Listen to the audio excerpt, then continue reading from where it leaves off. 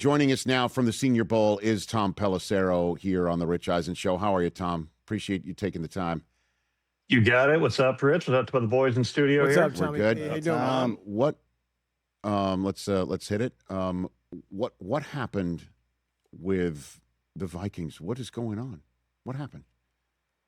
This was something that there had been rumblings about within the league dating back months, really dating back to even the prior off season. But at that time, the Vikings extended Kevin O'Connell. They extended Kwesi Adofo-Mensah.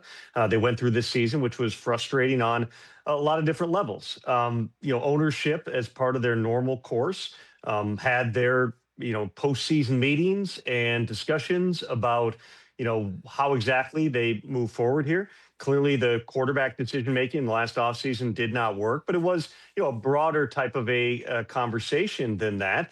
They ultimately decided that this was not going to work in the aggregate moving forward. And so they made the decision to fire Kwesi Adofo-Mensah, who had been on the job for 4 seasons. They'd gone to the playoffs a couple of times, had not had the success yet in the playoffs, to the extent that people may have actually known that this was going to happen now. I talked to Kwesi on the sideline at the Senior Bowl 2 days ago. He was down here all week attending practice. I even mentioned something to him because, quite frankly, I had called him a couple of weeks ago because I heard something might be happening. And he was like, well, if it is, you know more than me. In the end, they decided to make the move. It occurred today. No other personnel changes in the organization at this time. Rob Brzezinski, who has been there for a long time, like 25, 26 years. He is now going to run all their operations through the NFL draft. I would anticipate that he will lean on the scouts and the coaches. Rob's background is in salary cap and operations. He'll lean on those football people within the building, and then they intend to run a general manager search after the draft. This is, the timing is unique. We've seen GM moves been made at all different times, Rich. We see them made after the draft. We've seen them made in June, July, end of January, 3-4 weeks after the season ends is not common. But clearly the Vikings just felt like, based upon all those meetings they had, that there was not a way to move forward here. Kevin O'Connell remains the head coach. He's one of the top coaches in the business, and they will, when they run this search, be looking for alignment, whether that is with Rob or somebody from the outside. It's tough to think anything but, Tom, that what's changed between the end of the season and now is the fact that Sam Darnold made the Super Bowl. Is that what's going down? Is it that simple? Well, here's what I would say. Outcome-based analysis is always dangerous. There's no way to know when you are going through those decisions last spring that you're going to have the combination of Sam Darnold going to the Super Bowl and J.J. McCarthy suffering 3 or 4 different injuries and being an absolute roller coaster ride after missing his entire rookie season because of a meniscus tear. They had a lot invested in J.J. McCarthy. They went into the offseason. They did make an offer to Sam Darnold. It was similar to the Seahawks offer in terms of being a 1-year commitment, though it was not as much money as the Seahawks put on the table. Once it became clear that Darnold was going to take that opportunity, they pivoted to Daniel Jones.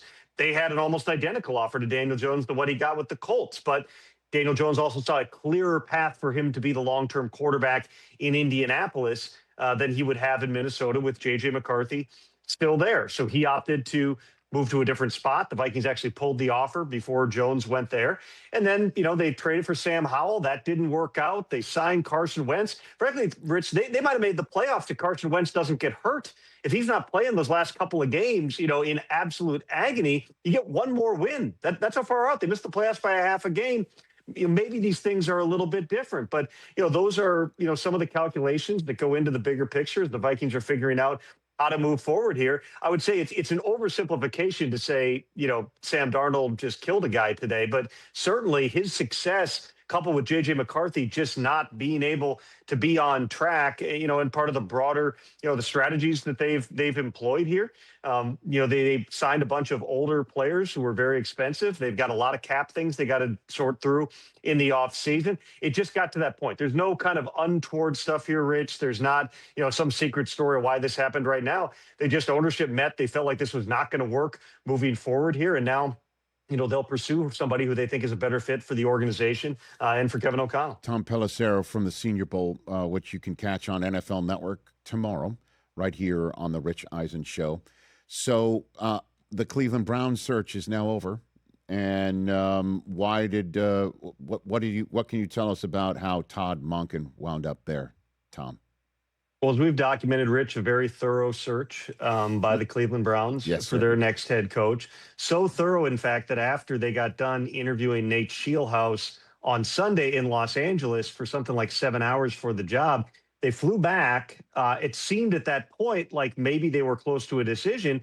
Well, they decided they needed more information, so they spent Monday on Zoom with Scheelhaus and Todd Monken extensively. Jim Schwartz was also part of that conversation. Ultimately, they decided that Todd Monken was the guy. It always seemed like skewing toward offense was probably more likely, although certainly not, a prerequisite in any regard. With Monken, they get a guy who's been in the building. He was the offensive coordinator under Freddie Kitchens back in 2019, a forgettable year for the Browns, as some others have been as well. He was at Southern Miss as a head coach once before, so he has that experience. His record was not good there, but he did improve from being, I think, a 1 or 2 win team his first year to being like 9-5 or something his final year. So you do have that track record. He has been around development of quarterbacks in good offenses, whether that's at the University of Georgia or with the Ravens. I still, I frankly was surprised that's where they ultimately landed, knowing in part what we reported soon after the hire, Rich, was that Jim Schwartz was going to lose his mind if he didn't get the head coaching job. And that's what happened. He had a meeting that morning as they were finalizing the hire on Monken. He was told he was not getting the job. I've spoken to many people that have spoken to Schwartz and saw his exit. He was not happy. He was visibly upset.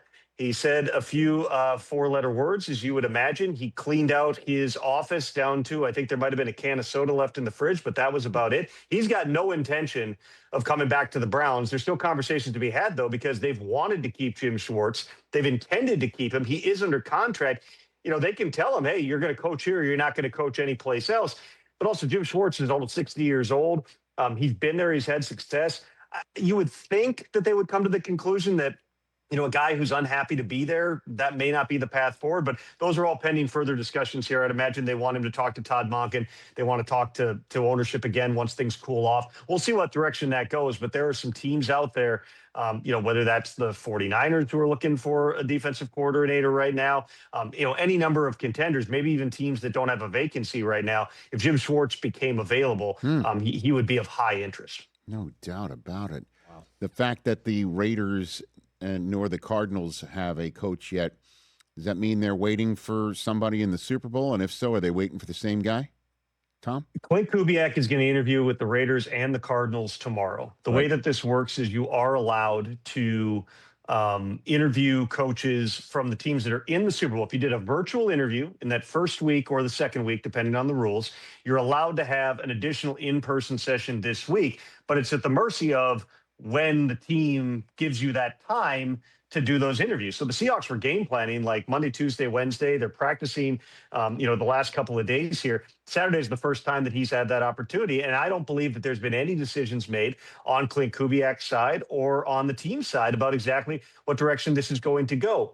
Usually when teams wait this long, Rich, and we saw this with Kellen Moore last year with the Eagles. We saw it Arizona last time around with Jonathan Gannon. Sorry, my phone's going bananas here. It's been an interesting hour. I bet.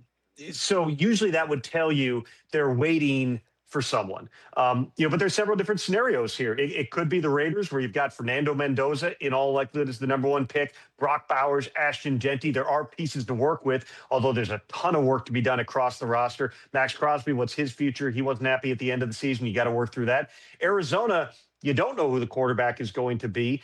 I would anticipate, nothing's done, but it would seem the most likely outcome with Kyler Murray is you cut him, you pay him the $40 million you owe him, you don't allow another $20 million to vest in March, and you kind of start fresh, eat it like the Broncos did with Russell Wilson, and just move forward into the future. But there's a lot of other things on that roster that you have to try to figure out. Okay, are the tools there? I would also say this, Rich. Look at both those divisions. Look at who you're going up against in the AFC West. It's Jim Harbaugh, Sean Payton, and Andy Reid. In the NFC West, it's Kyle Shanahan, Sean McVay, Mike McDonald. If I were in that position, I might want to go to the division where at least the really excellent coaches are in their 60s, not their 30s and early 40s. That's just me. But those are all kind of parts of the factors, not to mention there's no scenario where he goes back to Seattle. We saw Ben Johnson do that. We saw D'Amico Ryans do it years ago, where you have all the interest, but if you don't feel like this is the right job for me right now, it makes sense to pull back a little bit. So those interviews are going to happen tomorrow. We'll probably have, some answers into, the early portion of next week. But also remember, you can't technically finalize the hire until after the Super Bowl. So there will be nothing binding until we get out to whatever it is, February 9th, the Monday after the Super Bowl. That's the first time that Clint would be able to sign on. Whoever's not getting him, or maybe if both teams don't get him, then you're into Mike LaFleur, who's a candidate for both jobs. Adrian Rivero, the Panthers defensive coordinator, is still a candidate for the Raiders. Anthony Weaver's still a candidate for the Cardinals. There's still some moving parts here as this thing moves forward. All right, Tom, go back to your phone. Thanks for the time, buddy. Have a great broadcast. Appreciate a great broadcast tomorrow in Alabama. Okay? We'll chat next week. Sounds good, Rich. Thanks. That's Tom Pelissero. See you, Tom. Right here. All right, brother. Okay. Wow.